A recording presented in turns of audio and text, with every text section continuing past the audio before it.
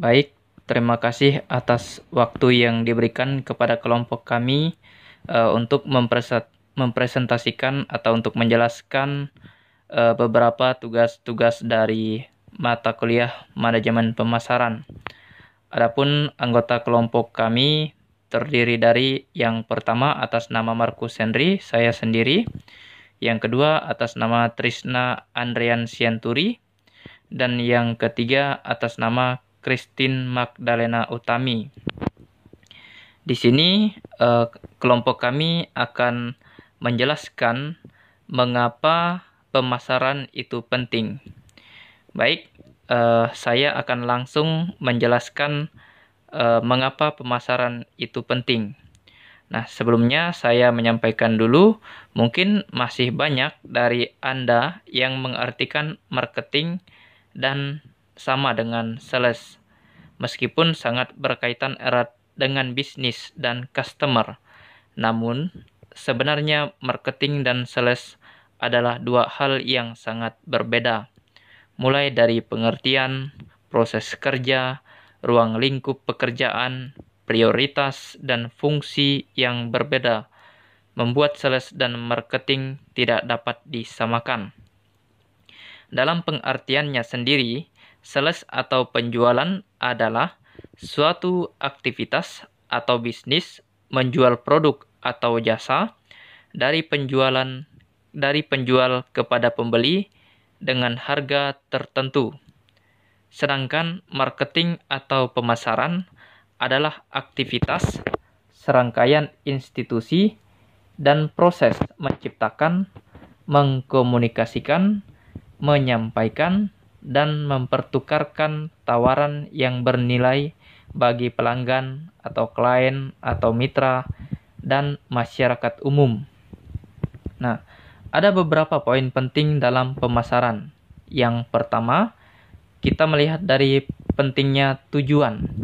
Dalam pemasaran, tujuan ini sangat penting karena kalau tanpa tujuan kita tidak bisa menjalankan suatu pemasaran kita supaya pemasaran itu tetap fokus. Nah, jadi dalam pemasaran ini biasanya menetapkan tujuan untuk dicapai sepanjang tahun. Hal ini mencakup pendapatan yang diperoleh atau peringkat pada hasil mesin pencarian serta jumlah like, misalkan di Facebook atau di Twitter atau di mana saja yang kaitannya dengan media sosial. Nah, kita harus menetapkan strategi untuk mencapai tujuan tersebut, kemudian menjalankannya sesuai tujuan yang ditetapkan sebelumnya. Untuk poin yang kedua, ada budget. Nah, budget ini setiap kegiatan pemasaran diberikan anggaran atau dana ataupun modal yang berarti juga tenaga untuk menyelesaikan kegiatan pemasaran. Jika digitalizer menginginkan untuk menghabiskan seluruh anggaran, maka harus dipastikan bahwa anggaran tersebut benar-benar terpakai secara tepat sehingga Anda tidak kehabisan energi di akhirnya. Lalu poin yang ketiga, analisa. Nah, analisa ini adalah suatu rangkaian untuk terus berupaya untuk memantau kegiatan pemasaran secara terus-menerus. Hal ini penting dan untuk membantu Anda memahami apa yang terjadi dan apa yang mungkin perlu Anda lakukan untuk memperbaikinya. Poin yang keempat adalah optimasi. Saat Anda mempelajari apa yang terjadi berdasarkan analisa Anda, maka Anda dapat mulai untuk mengoptimalkan upaya tersebut. Tentukan apa yang Anda perlukan untuk memperlambat dan mempercepat strategi sesuai data yang diperoleh kemudian dioptimalkan. Yang poin yang kelima adalah tim. Dalam mencapai keberhasilan dibutuhkan kerjasama, teamwork, seperti e-commerce, analisa data, manajer pemasaran, konten, dan sebagainya. Peran dan dukungan dari keluarga dan teman-teman juga dapat membuat Anda termotivasi dalam mencapai tujuan Anda. Nah, mungkin itu penjelasannya mengapa pemasaran itu penting. Nah, berikutnya apa ruang lingkup pemasaran? Nah, secara umum ruang lingkup pemasaran ini ada dua. Yang pertama, ruang lingkup manajemen pemasaran berdasarkan elemen pemasaran, dan ruang lingkup pemasaran berdasarkan subjeknya. Nah, lalu saya mau sampaikan beberapa poin untuk menyampaikan atau untuk mengartikan ruang lingkup manajemen pemasaran tersebut berdasarkan elemen. Nah, yang pertama produk dan layanan. Biasanya, ruang lingkup pemasaran yang sangat penting itu adalah produk dan layanan. Karena apa? Karena dari produk dan layananlah maka pemasaran kita dapat menjadi berhasil. Misalkan contoh, kita memberikan produk ataupun layanan yang terbaik kepada pelanggan, maka pelanggan-pelanggan pasti akan merasakan lebih nyaman dan pasti akan berbelanja dengan kita. Lalu yang berikutnya riset pemasaran.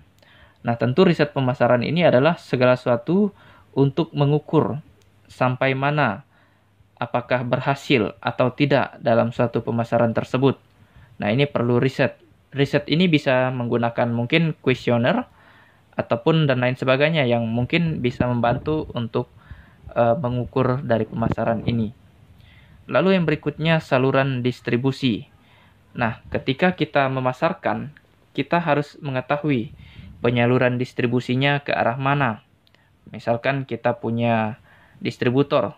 Nah, mungkin kita bisa menyalurkannya ke distributor tersebut.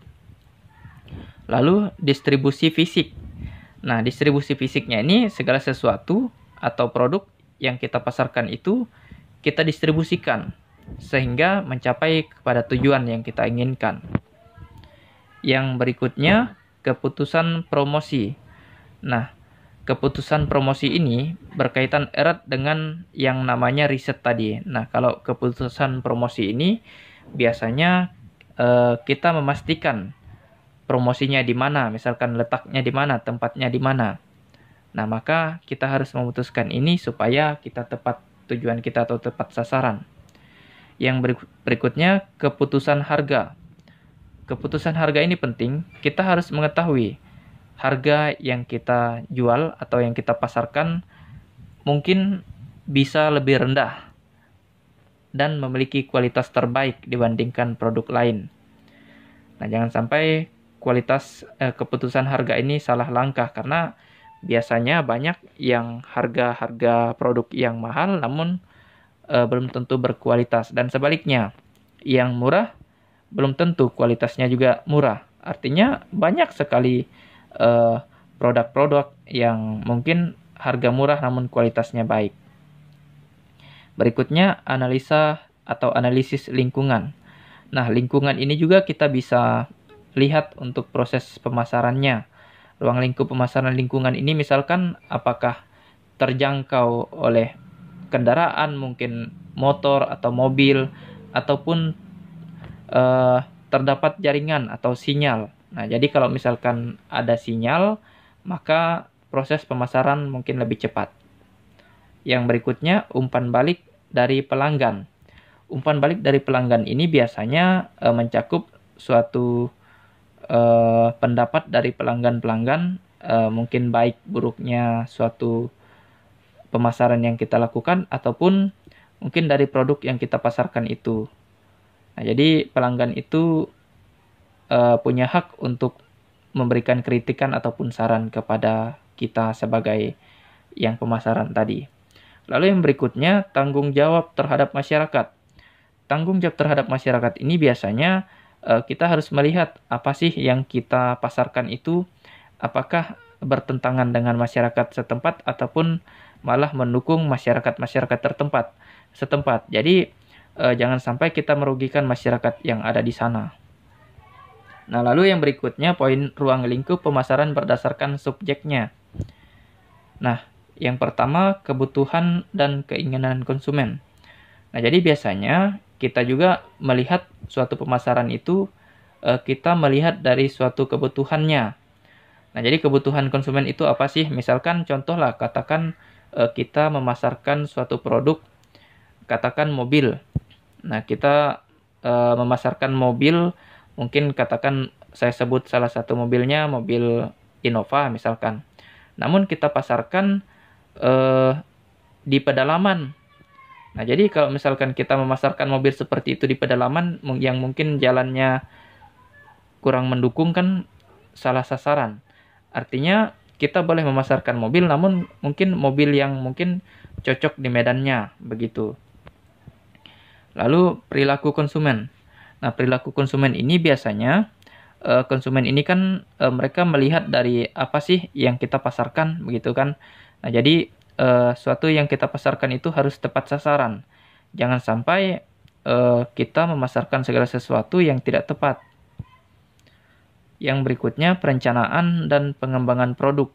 Tentu ketika kita ingin mengembangkan suatu produk yang kita pasarkan tadi, kita harus mengembangkan, bukan berarti satu tempat. Mungkin boleh di tempat-tempat yang lainnya juga. Nah, yang berikutnya juga ada kebijakan harga. Nah, kebijakan harga ini tentu yang seperti saya sampaikan tadi, jangan sampai harganya mungkin dikategorikan mahal ataupun jangan juga dikategorikan murah. Nah, jadi yang sedang-sedang saja kalau untuk harga. Distribusinya, lalu yang berikut distribusi. Distribusi ini biasanya untuk mendistribusikan atau menyalurkan barang-barang yang kita miliki. Kita melakukan promosi. Nah, promosi ini termasuk dengan pemasaran tadi. Nah, promosi ini mungkin bisa melewati media sosial, Facebook, Instagram, WhatsApp, Twitter, dan lain sebagainya. Nah, ini alat-alat untuk kita promosi supaya barang-barang yang kita pasarkan cepat lakunya. Lalu yang berikutnya, keputusan konsumen. Nah, keputusan konsumen ini, biasanya konsumen ini kalau segala sesuatu yang kita pasarkan cocok, nah maka barang yang kita pasarkan juga pasti akan mereka putuskan entah untuk membeli ataupun tidak. Begitu. Namun, kalau untuk di ruang lingkup keputusan konsumen ini, kita harus melihat siapa saja yang bertanggung jawab di tempat pemasaran tersebut. Saya akan menjelaskan apa saja konsep-konsep dasar dalam pemasaran. Yang pertama, ada yang namanya konsep produksi atau yang disebut production concept. Konsep produksi adalah pemasaran yang menganut pendapat bahwa konsumen akan menyukai produk yang tersedia secara luas dan murah. Yang kedua, konsep produk atau yang disebut produk konsep. Konsep produk adalah salah satu pemasaran yang menekankan bahwa konsumen akan menyukai produk-produk yang menawarkan kualitas kinerja dan fitur terbaik. Yang ketiga, konsep penjualan atau yang disebut selling concept. Konsep penjualan yakni perusahaan membuat suatu produk lalu dengan menggunakan strategi penjualan untuk menarik konsumen membeli sebuah produk tersebut. Yang keempat, konsep pemasaran atau yang disebut marketing konsep. Konsep pemasaran adalah suatu falsafah bisnis yang mengatakan bahwa pemuasan kebutuhan konsep merupakan syarat ekonomi dan sosial bagi kelangsungan hidup perusahaan. Proses dalam pemahaman kebutuhan dan keinginan konsumen. Inilah yang menjadi konsep pemasaran. Seseorang yang bekerja di bidang pemasaran disebut pemasar. Yang kelima, konsep pemasaran sosial atau yang disebut social marketing konsep. Apa itu pemasaran sosial? Pemasaran sosial adalah aplikasi sistematis pemasaran bersama dengan konsep dan teknik lain untuk mencapai tujuan perilaku tertentu untuk kebaikan sosial. Nah, selanjutnya saya akan jelaskan bagaimana manajemen pemasaran berubah. 1. Adanya teknologi informasi jaringan. Revolusi digital telah menciptakan era informasi industri didirikan oleh produksi misal dan konsumen misal. Yang kedua, globalisasi. Kemajuan teknologi dalam transportasi, pengiriman barang, dan komunikasi telah dipermudah perusahaan dalam memasarkan produknya ke negara lain, dan juga mempermudah konsumen untuk membeli produk dan jasa dari pemasar di negara lain. Ketiga, privatisasi. Mengubah perusahaan umum menjadi perusahaan swasta untuk meningkatkan efisiensi. Yang keempat, konvergensi industri. Batas-batas individu mengabur dengan sangat cepat karena perusahaan-perusahaan menyadari adanya peluang di antara dua industri atau lebih. Yang kelima, resistensi konsumen. Pendapat negatif konsumen tentang pemasaran pada umumnya konsum menghindari produk yang mereka anggap berlebihan dalam pemasaran. Yang keenam, transformasi enceran, persaingan di tingkat pengencer. Baik, selanjutnya saya akan menjelaskan apa tugas yang diperlukan untuk manajemen pemasaran yang berhasil. Yang pertama, mengembangkan strategi dan rencana pemasaran, yaitu dengan mengidentifikasi potensi peluang jangka panjang sesuai dengan pengalaman pasar agar dapat menciptakan strategi yang baik untuk kita gunakan. Kedua, menangkap pemahaman melalui gagasan pemasaran, yaitu dengan memantau lingkungan pemasaran secara erat melalui sistem informasi pemasaran yang terpercaya dan memerlukan sistem riset pemasaran yang baik. 3. Berhubungan dengan pelanggan. Kita dalam memasarkan suatu produk, kita harus mengetahui siapakah yang akan membeli, mengapa mereka membeli, apa yang mereka cari, dan di mana mereka akan membeli barang tersebut. Itu adalah faktor penting yang harus kita terapkan dalam manajemen pemasaran. 4. Membuat merek yang kuat. Kita harus dapat memahami kekuatan dan kelemahan merek dari sudut pandang pelanggan agar dapat menciptakan produk yang baik sehingga pembeli akan loyal terhadap produk kita. 5. Membentuk penawaran pasar. Produk yang dihasilkan perusahaan yang berwujud mencakup kualitas produk, desain fitur, dan kemasan sebagai bagian dari penawaran yang dapat diberikan dan diperhatikan agar sesuai dengan daya beli konsumen. 6. Mengantarkan nilai. Menentukan bagaimana mengantarkan kepada pasar sasaran nilai yang terkandung dalam produk dan layanan, serta menghasilkan produk dan layanannya secara efisien ke pasar sasaran agar sesuai dengan nilai produk. 7. Mengkomunikasikan nilai, yaitu dengan melakukan komunikasi yang tepat sasaran tentang nilai yang terkandung dalam produk dan layanan melalui program komunikasi pemasaran terintegrasi yang memaksimalkan kontribusi individual dan kolektif dari semua aktivitas komunikasi. Terakhir, menciptakan pertumbuhan jangka panjang. Sebagai bagian dari visi jangka panjang, melakukan pengembangan, pengujian, dan peluncuran produk baru berdasarkan positioning produk dengan mempertimbangkan peluang dan tantangan global yang terus berubah. Sekian dari hasil presentasi kelompok kami. Mohon maaf bila ada kesalahan dalam penyampaian kata dan kekurangan dalam menyampaikan informasi dalam presentasi kali ini. Kami ucapkan terima kasih.